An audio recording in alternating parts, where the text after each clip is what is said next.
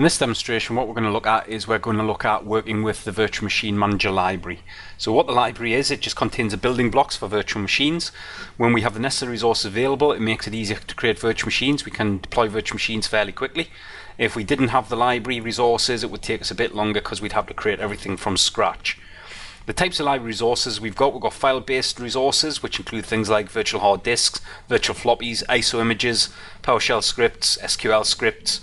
We can also have virtual machine templates and profiles. We can have equivalent objects, which are user-defined groupings of library resources, cloud libraries, self-service user content, orphan resources, update catalog and baselines, and stored virtual machines and services.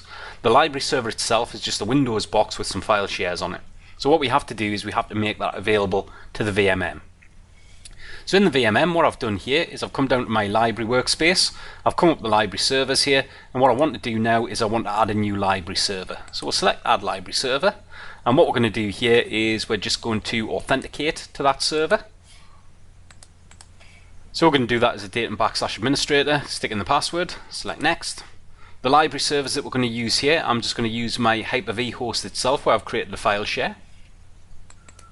So what I've done here is I've put in lon-host1.datum.com, select Next, and then in the case of the shares here, what we're going to do here is we're just going to highlight our host1 library, where as you can see picks up all file shares.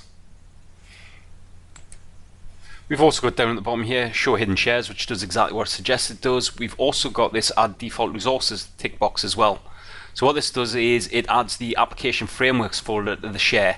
This includes things like 32-bit and 64-bit versions of the Windows Server application virtualization or Server App-V agent, sequencer, Windows PowerShell commandlets for Server App-V, and the Microsoft Web Development Tool and scripts to add application profiles in the service templates. And these files are grouped automatically as the equivalent resources because of their matching values. So we will turn on a little tick box for that.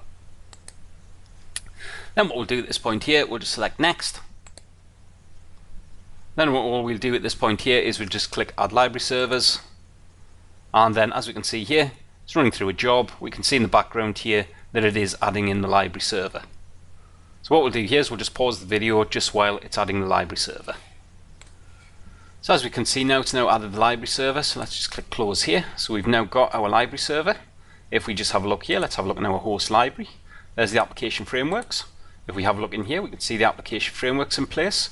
We've also got our stored virtual machines and services, don't have any of those. So we've now added our library server, and we've added the share that we created on our library server. And that's the end of this demonstration. Thanks very much.